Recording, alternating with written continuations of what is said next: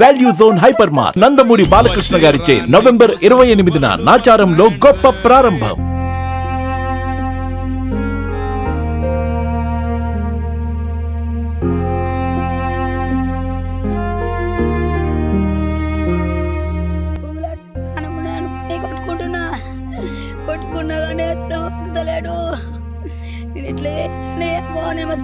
వచ్చిండ్రు అంతే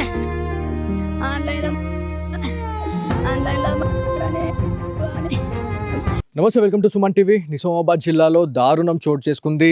నిజామాబాద్కి కూతవేడు దూరంలోనే గుప్పన్పల్లి అనే ఒక డివిజన్ అనేది ఉంటుంది. సో ఈ డివిజన్లో నిన్న ఒక ఇన్సిడెంట్ జరిగింది. సో పుట్టిన రోజే పవన్ అనే వ్యక్తి అనంత లోకాలకు తిరుగురాని రోకాలకైతే తను వెళ్ళిపోయాడు. అసలు ఏం జరిగింది అని చెప్పేసి చాలా వరకు అనుకుంటా ఉన్నారు. కానీ బయట మనము ఎంక్వైరీ చేస్తే చాలా రకాలైనటువంటి ఇన్సిడెంట్స్ అనేటివి మనకి కొన్ని విషయాలు అనేటివి బయటపడుతూ ఉన్నాయి. సో ఈ మధ్య కాలంలో హనీ ట్రాప్, అదేవిధంగా ఫోన్ లోన్స్కి సంబంధించి, అదేవిధంగా మొబైల్ లోన్స్, అదేవిధంగా మనకి బెట్టింగ్ యాప్స్ గురించి మనం మాట్లాడుకుంటున్నాం. So betting apps, loan apps వల్ల ఇవల్ల ఒక కొంప కొల్లేరైపోయింది అలా. సో పవన్ వల్ల పుట్టినరోజే వల్ల ఆత్మహత్య చేసి చనిపోయాడంటే ఒక్కసారి ఆలోచించండి, ఎంత బాధ పెట్టుండొచ్చు, ఎంత బ్లాక్మెయిలింగ్ చేసి ఉండొచ్చు. సో వాళ్ళ ఫ్యామిలీ మెంబర్స్తో మనం మాట్లాడితే అసభ్యకరమైనటువంటి ఫొటోస్ అనేటివి, వీడియోస్ అనేటివి పవన్కి పెట్టి వేధించడం దాదాపు 5 నుంచి 6 సంవత్సరాలుగా ఇదంతా కూడా జరుగుతుంది.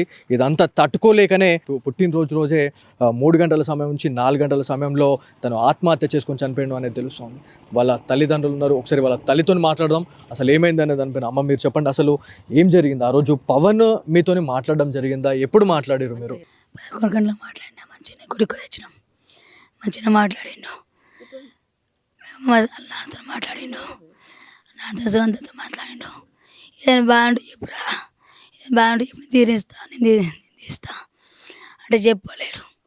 మంచిగా మాట్లాడిండు. ఆన్లైన్లో లోన్ తీసుకున్నాడు, చెప్పలేడు. ఫోన్ పైన మెసేజ్లు వచ్చుడు కనుక లాకేసుకున్నాడు. నాకు ఇది ఉర్రంగా ఇచ్చిండు ఒకప్పుడు. కానీ నేను ఇట్లా చేయాలని ఏం చెప్పలే. పుట్టినరోజు నేనేం బాధ పెట్టలేను. నేను ఇట్లా చేయాలి, ఏం చేసిండు ఏమో నాకు అర్థం కాక వచ్చింది. నాకు ఏం అర్థం కాలేదు. కానీ మాత్రం 4 లక్షలు కట్టినా, ఇంకెన్ని కట్టిండో, ఎన్ని బాధలు పెట్టిండో, ఆడ తెచ్చిండో ఏం కథ నాకు అర్థం కాలేదు. ఏమన్నా కడతానని చెప్పురా, నేను బాధపడతాను. ఇంకా 10 లక్షలు అయినా పెడతారా నేను చెప్పురా, నా చెప్పలేను. నన్ను ఇట్లా చేయాలన్నా ఊకున్నా, గుడికి అయినా వచ్చినంతే. బాణం తీసుకుని వచ్చేవరకెళ్ళి నేను 3 గంటలకు 2 గంటలకు వీళ్ళకి చేసుకుని పోయినా. వచ్చేవరకెళ్ళి 4 గంటలకు ఇంటికి వచ్చేవరకెళ్ళి అయిపోయింది. ఫోన్ చేసిన పవన్ అంటే పలకలేడు. పలకపోయేవరకెళ్ళి డోర్ తీసేవరకెళ్ళి ఊగులాడుతూ బాణం ఉన్నాయి అనుకుని కొట్టుకున్నా కానీ అసలు పలుకుతలేడు. నేను ఎట్లా చేయాలని నేను మసుకునే అందరూ వచ్చిండ్రు అంతే. నేను ఎట్లా చేయాలా? ఆన్లైన్లో మొదలారా, ఆన్లైన్లో మన్నవాడని సాగు కానీ ఒక్కడే బట్టి ఇంతమంది బాధ పెట్టే అబ్బో నా ఇల్లు ముంచిండు. నేను ఎట్లా చేయొద్దు అనబక్కడ ఆడి బట్టి నా ఇల్లు మునిగింది. ఇప్పుడు ఎట్లా చేయాలా? నేను 50 లక్షలు పెట్టిన కొడుకు రాడు. ఇప్పుడు నేను ఎట్లా చేయొద్దు? ఇప్పుడు మీ దగ్గర నుంచి కూడా పిఎఫ్ ఏదైతే మీరు బీడీలు చేస్తున్న పైసలు ఏవైతే ఉంటాయో పిఎఫ్ అమౌంట్ కూడా తీసుకొని వెళ్ళిపోయిండు, అవి కూడా కట్టిండు అని చెప్పేసి చెప్తా ఉన్నారు. అంటే ఇంతగానం కడుతున్నారు. అసలు లోన్ అసలు ఎంత తీసుకున్నాడు, అమౌంట్ ఎంత తీసుకున్నాడు, అసలు బెట్టింగ్ పెట్టిండా లేకపోతే లోన్స్ ఏమైనా తీసుకున్నాడా అనేది ఒక క్లారిటీ. సో బెట్టింగ్ వల్లనే ఇదంతా జరిగిందంటారా? నాకు తెలియదు. మరి బిడ్డ ఏదన్నా బిల్లు చేసిన పైసా ఏం లేవు. పిఎఫ్ వేసుకున్నాం, పిఎఫ్ వేసుకోవరికి బిల్ల పైసా పోయినాయి. 20 ఏళ్ళు చేసిన నేను, 25 ఏళ్ళు చేసిన బిడీలు, ₹1 లేవు కార్గన్లో. నేను పిఎఫ్ వేసుకోవడానికి ఏమి లేవు. నేను ఇట్లా చేయాలి ఇప్పుడు అని నేను మొత్తుకొని గుద్దుకున్నా. నమ్మగోడు అయితే ఎన్ని సభ కూకున్నాడు, కొడుకు ఏమైనా చేసుకుంటాడని. ఇప్పుడు ఎట్లా చేయాలా? బ్యాంకు పోయినా లాభం లేదు. పిఎఫ్ ఆఫీస్కి పోయినాం, ఇండియా బ్యాంక్ పోయినాం, యాడికి పోయినా ఏం లాభం లేదు. సభకి ఇంట్లో వస్తున్నా నా కొడుకు, నేను ఏమనలేను, ఒక మాట సుగనలేను. అయినా కానీ అప్పుడు ఏం చేసుకోలేడు. ఇప్పుడు ఏమైందో చాలా ఏళ్ళుగా ఇబ్బంది పెడుతున్నారు అని మీరు ఒకటి చెప్తా ఉన్నారు. అంటే మొబైల్ ఫోన్స్కి అంటే కొన్ని గలీజ్ వీడియోలు, ఫోటోలు పెట్టడము జరిగింది అని చెప్పేసి, అంటే మీకేమైనా చెప్పిర్రా? మరి మీ కొడుకు ఏమైనా చెప్పిండా ఇట్లా ఈ విషయం మీద? మాకే ఫోన్లో వచ్చినాయి, గలీజ్ పెట్టిండు. అయినా మేము పట్టించుకోలేము. ఆయన పొలిసానికి పోయిండు, అడిగిండ్రు, అయినా కానీ చేయించిండు. ఆయన లాభం లేకుండా అయిపోయింది. అప్పుడు ఏమనలేడు, 20 సంవత్సరం బంద్ చేసిండు, మళ్ళీ పెట్టిండు, మళ్ళీ ఆన్లైన్లో మళ్ళీ ఏం చేసిండు, ఏమన్నా మొదలరా మళ్ళీ షాల్ చేసిండు. ఆయనకి ఏం పుట్టిందో మా ఇల్లు మునిగి చేసిండు, పాటుకోబో కూలని ఆయనకి పిల్లలున్నారో ఆయనకి ఏం చేసిండు, ఇల్లు ముంచిండు. ఇట్లా వేయాలి ఇప్పుడు నేను 20 లక్షలు బాకీ ఉన్నది, 20 లక్షలు బాకీ ఉన్నది, ఇప్పుడు ఎట్లా చేయద్దు నా ఇక్కడికే. ఎంత బాధ ఉంది, ఎంత ఉండంగా కూడా మీతో చెప్పుకున్నా, లేకపోతే ఇక్కడ ఈ గూపన్పల్లి వాళ్ళకి ఎవరికైనా చెప్పుకున్నా కూడా ఎంతో కొంత బాధ అనేది తీరుతుండేనమ్మా. ఎందుకు చెప్పుకోలేకపోయిండు అంటే పవన్ ఎందుకు చెప్పుకోలేదు? మీ రిలేటివ్స్ కానీ మీ బంధువులకు ఎందుకు చెప్పుకోలేదు? మరి నా మగడు మస్కడ్కి పోయిండు, నా మగడు 4 ఏళ్ళు 5 ఏళ్ళు మస్కడ్కి పోయిండు, ఇప్పుడు లాభం లేకుండా అయిపోయింది. అయినా నా కొడుకు ఏమనలేడు, ఏమని ఎట్లా చేసి ఏం కథ అర్థం కాలేదు. ఏం చేసుకుంటాడో ఎట్లనో నేను ఒప్పుకున్నా, నువ్వు ఒత్తుకుంటా వాళ్ళ మేమనలేను, నన్ను తిట్టిండ్రు అందరూ. వాళ్ళ బాబాయ్ ఉన్నాడు ఒక్కోడు ఇంటి పట్టుకొని, ఇప్పుడు నా మగడు ఒకడు ఆడున్నాడు, నేను ఎట్లా చేయాలని అంటే నన్నే ఊకో అన్నాడు, అన్నిటికీ నన్ను తిట్టుకున్నాడు. నన్ను తిట్టిరు అందరూ, చుట్టాలు బంధువులు అందరూ తిట్టిండ్రు. సభ కూకున్నా నేను ఏమనలేను. ఇప్పుడు ఎట్లేదు ఏం కదా. చదువుకున్నాడు పవన్? ఏం చదువుకున్నాడు? ఎక్కడ జాబ్ చేస్తున్నాడమ్మా? ఆరుబట్టలు చేస్తుండు. మరి ఏమన్నారా అన్న, అట్లా సుఖం ఏమనలే అన్నాడు. వాళ్ళు ఏమనలే, మరి ఎట్లా ఎదురంటే మరి ఏమని అడగన్నారు అంటే ఏమనలేడు.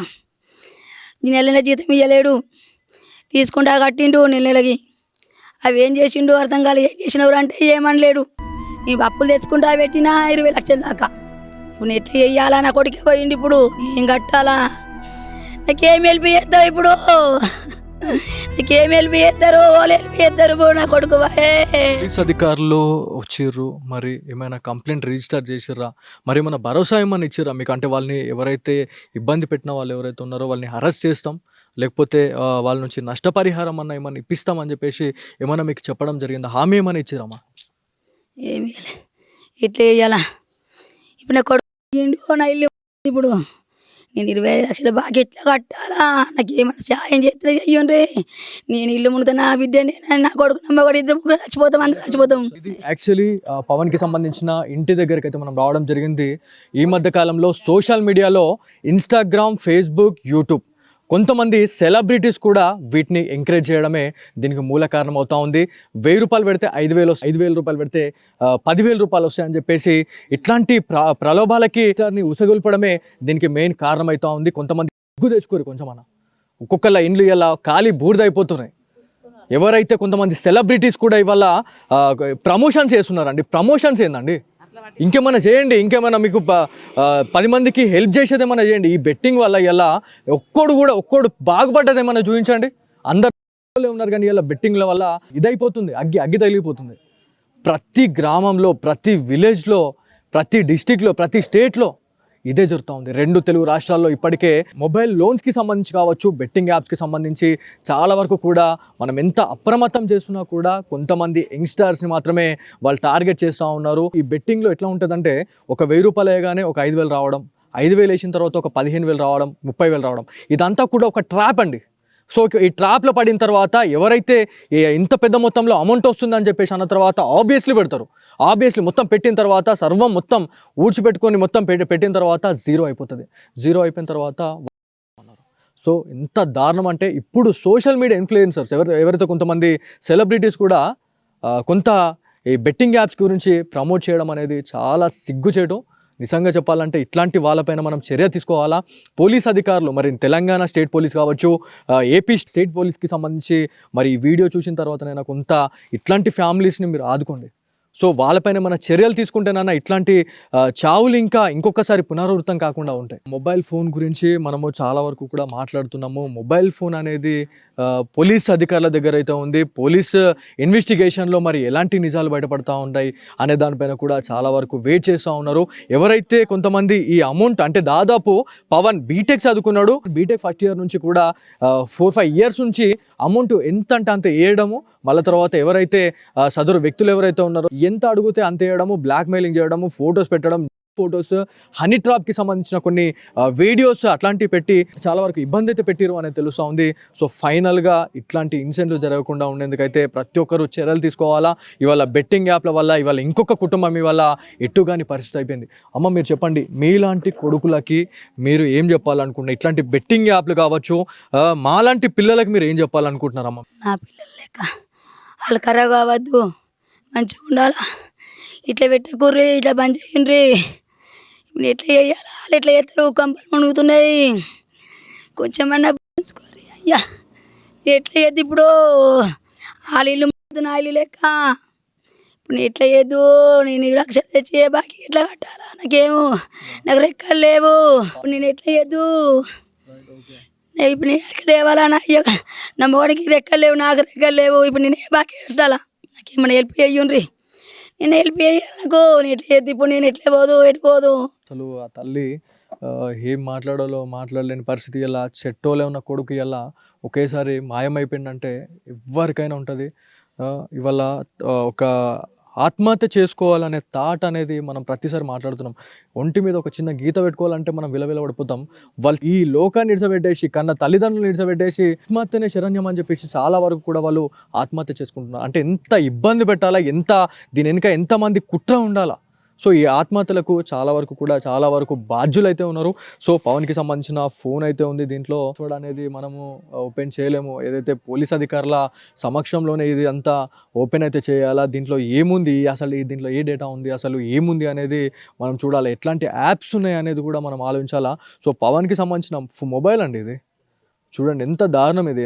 ఇది అంటే ఆయన పెట్టే అమౌంట్ ఏంది, ఈ మొబైల్ ఏంది చూడండి, మొత్తం పగిలిపోయి ఉంది ఇది. అంటే ఆశ అనేది కూడా ఎంత దారుణం అయిపోయింది చూడండి.